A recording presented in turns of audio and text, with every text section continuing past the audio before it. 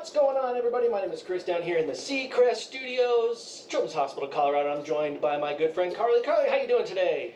Hi, I'm doing so well. Thank you so much for inviting me. Well, thanks for being here. Yeah, I'm excited to read you this story. This is one of my favorite Christmas books, so I'm very excited to share it with everybody. Excellent. We got a good crew of friends here, and friends watching upstairs right now. Number one, our friend Carly is on the news. Okay, that's very cool. We like to call ourselves hospital famous. She's like Colorado famous. But we're going to dive into the book. Yes. All right? Yeah, I think I need to get in the Christmas spirit I hope you do. Yeah. So I'm just going to put my Santa headband on. Perfect. And now I'm ready. Okay, now we're officially ready to read the Polar Express. All right, Okay. take it away. Here we go. The Polar Express, written and illustrated by Chris Van Allsburg.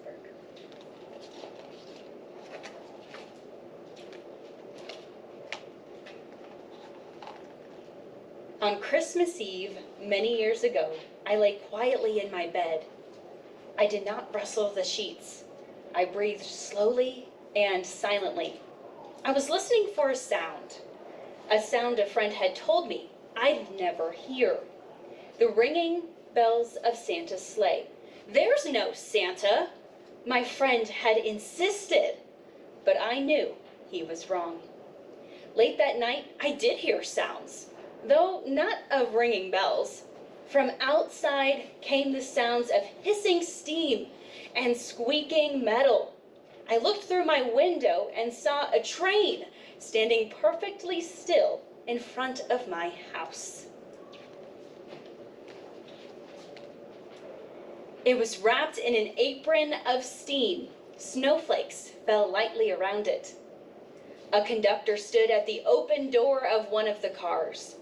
He took a large pocket watch from his vest, then looked up at my window. I put on my slippers and robe. I tiptoed downstairs and out the door. "All aboard!" the conductor cried out. I ran up to him. "Well," he said, "are you coming?" "Where?" I asked. "Why, to the North Pole, of course," was his answer. "This is the Polar Express." I took his outstretched hand and he pulled me aboard. The train was filled with other children, all in their pajamas and nightgowns. We sang Christmas carols and ate candies with nougat centers as white as snow. We drank hot cocoa, as thick and rich as melted chocolate bars. Outside, the lights of towns and villages flickered in the distance as the Polar Express raced northward. Soon, there were no more lights to be seen. We traveled through cold, dark forests, where lean wolves roamed and white-tailed rabbits hid from our train as it thundered through the quiet wilderness.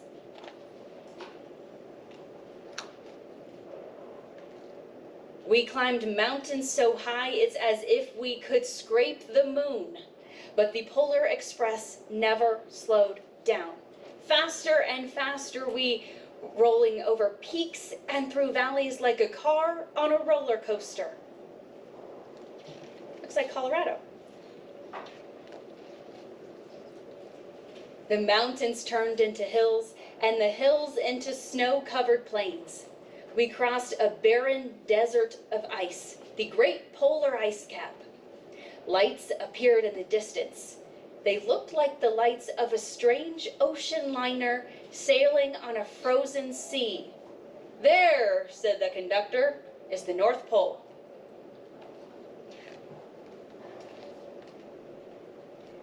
The North Pole? It was a huge city standing alone at the top of the world, filled with factories where every Christmas toy was made. At first, we saw no elves. "They're gathering at the center of the city," the conductor told us. "That's where Santa will give the first gift of Christmas." "Who receives the first gift?" we all asked. The conductor answered, "He will choose one of you."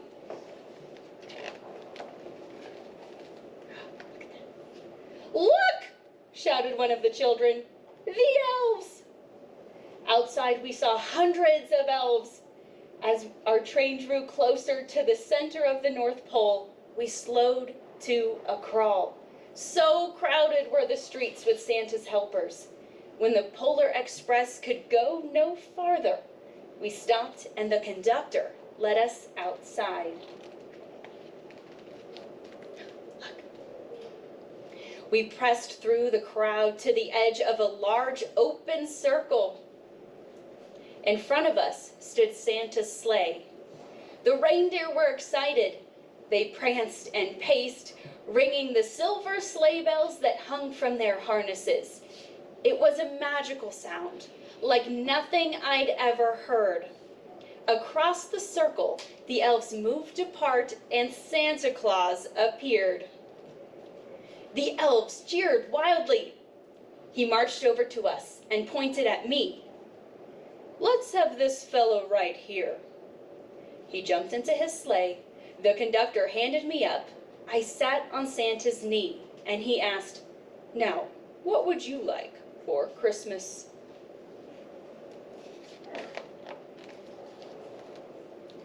I knew that I could have any gift I could imagine, but for the thing I wanted most for Christmas was not inside Santa's giant bag.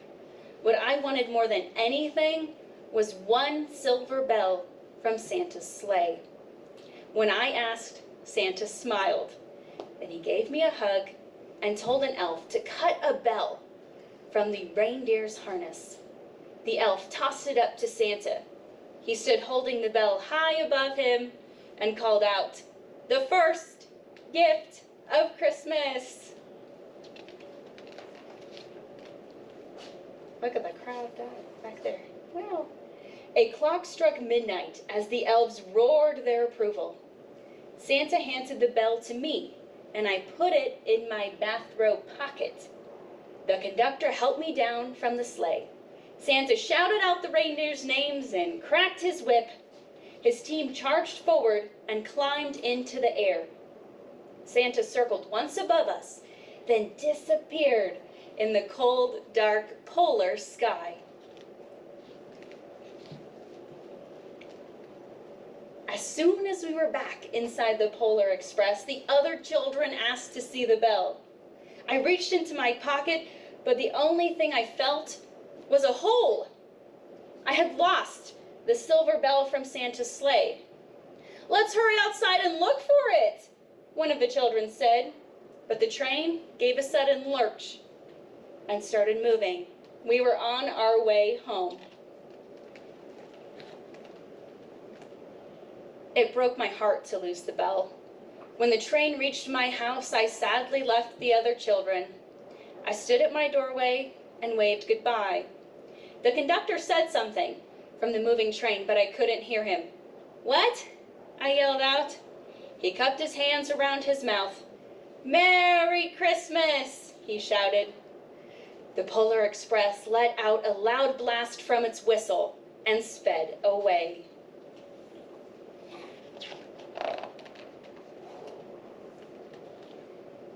On Christmas morning, my little sister Sarah and I opened our presents. When it looked as if everything had been unwrapped, Sarah found one last small box behind the tree. What do you guys think it is? You think it's a bell? You think it's a bell? Yeah. All right, well, let's see. It had my name on it. Inside was a silver bell. You guys are right. There was a note. "Found this on the seat of my sleigh. Fix that hole in your pocket. Signed, Mr. C." I shook the bell. It made the most beautiful sound my sister and I had ever heard. My mother said, "Oh, that's too bad." "Yes," my father said, "it's broken." When I'd shaken the bell, my parents had not heard a sound.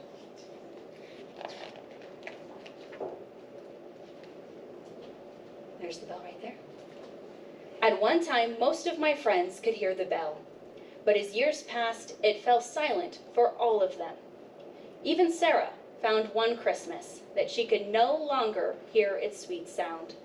Though I've grown old, the bell still rings for me, as it does for all who truly believe. The end. Classic. Such a classic. I know that we have a lot of friends watching upstairs, Yes. and we all appreciate you being here and reading the book to us and bringing some holiday cheer, especially with the Santa action. That's fun. But especially to our friends who are upstairs right now, what word of encouragement might you leave them with today? Well, so I just kind of want to leave, obviously we had a nice message in the book, but the whole message was just always believe, no matter what the circumstances are. Maybe if other people don't believe, make sure you do. Love it.